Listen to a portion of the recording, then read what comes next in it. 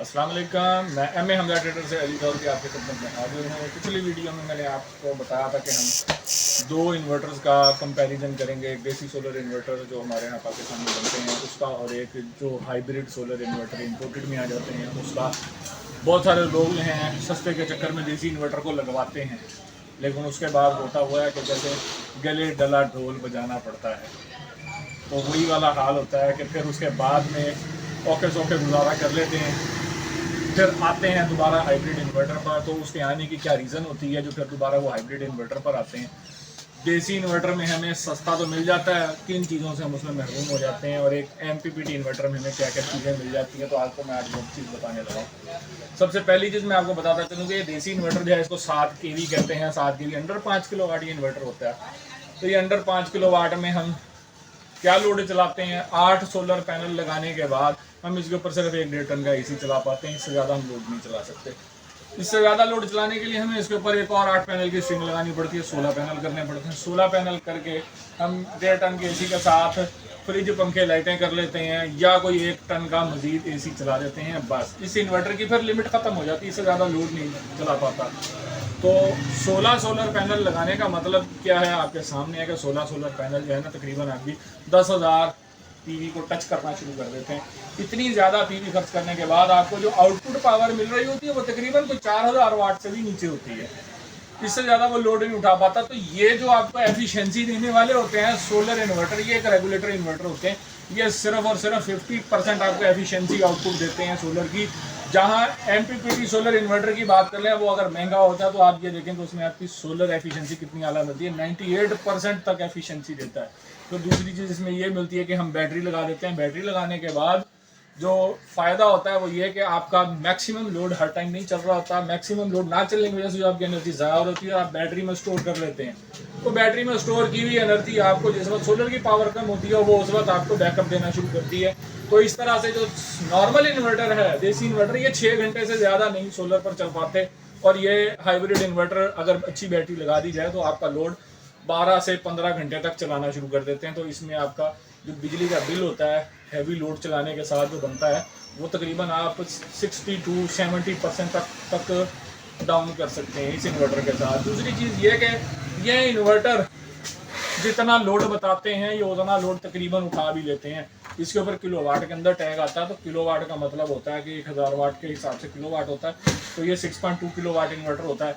ये 6.2 में 6200 वाट लोड उठा लेता है, 98% एफिशिएंसी देता है। फिर इस इन्वर्टर के अंदर हमें जो ऑप्शन मिलती हैं वो नेट मीटरिंग की ऑप्शन भी मिल जाती है, बैटरी की भी ऑप्शन मिल जाती है, वाईफाई की भी ऑप्शन मिल जाती है। उसके साथ साथ आपको बताता चलूँ जो क्वालिटी इसकी बहुत अच्छी है, उसकी वजह से हमें इसकी वारंटी भी देखने को मिलती है। देसी इन्वर्टर में तमाम चीज़ों से हम महरूम हो जाते हैं। ना उसमें बैटरी की ऑप्शन मिलती है, ना उसमें नेट मीटरिंग की ऑप्शन मिलती है, ऐसी कोई भी चीज़ नहीं होती। MPPT रेंज भी उसमें नहीं होती।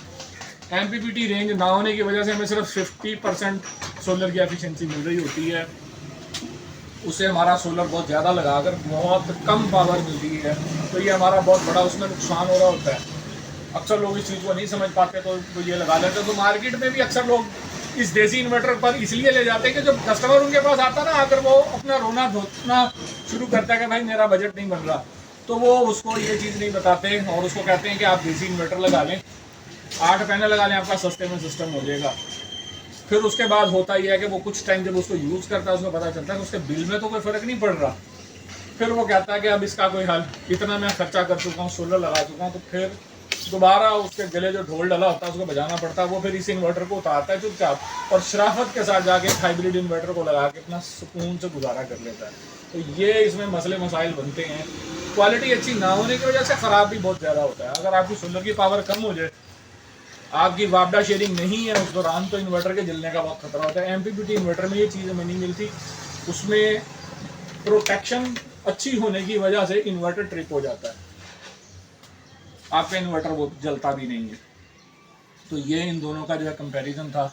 अगर आपको एक इन्वर्टर 1.5 लाख की कॉस्ट में पड़ता है और दूसरा इन्वर्टर आपको 35,000 में मिलता है, तो आप खुद देख लें कि उन दोनों के अंदर डिफरेंस कितना ज़्यादा होगा। पहली चीज़ आपको एक और भी बता दूं कि इसका जो वेट है ना, सिर्फ एक आम आदमी देखते साथ अगर वो इसका वेट ही देख ले तो वेट से ही शायद उसको कुछ आइडिया हो जाए कि ये 2 से 2.5 किलो का इसका सिर्फ बोर्ड होता है इस इन्वर्टर का। जहाँ हाइब्रिड की बात करें तो इसमें 10 से 11 केजी का सिर्फ इसका बोर्ड होता है अंदर। तो उसके अंदर कितनी सारी चीज़ें एक्स्ट्रा ऐड हो जाती हैं। MPPT की वजह से बहुत आला एफिशिएंसी ये देते हैं। हमने ऐसे सोलर इन्वर्टर जो लगाए हों उस पर 10 से 12 पैनल लगाने के बाद जो हमने इसके ऊपर लोड चेक किया है वो 4000 वाट प्लस लोड हम इसके ऊपर चलाते हैं इस इन्वर्टर के ऊपर। विदाउट बैटरी तो ये लोड बहुत अच्छा उठा लेते हैं। और जहाँ पर बैटरी लगा दी जाती है वहाँ पर 4000 वाट प्लस पे भी ले जाते हैं। 5000 वाट लोड भी डाल दें तो 12 पैनल के ऊपर ये इजीली उठा कर चल रहा होता है। तो ये चीज़ इसमें देखने में हमें मिलती है। अभी एक पिछले दिनों हमने एक सोलर इन्वर्टर इंस्टॉल किया है, सनलाइफ का 6.2 किलोवाट का इन्वर्टर था। उस इन्वर्टर में हमारे जो दोस्त थे जिनका हमने वो इंस्टॉल किया है, उनके कहने पर हमने उस पर 12 पैनल इंस्टॉल किए थे। फिर उसके बाद उस पर हमने जब लोड टेस्ट किया 6.2 किलोवाट का वो इन्वर्टर था, 12 पैनल लगे हुए थे, 6 पैनल की उसमें 2 स्ट्रिंगें हमने लगाई थी।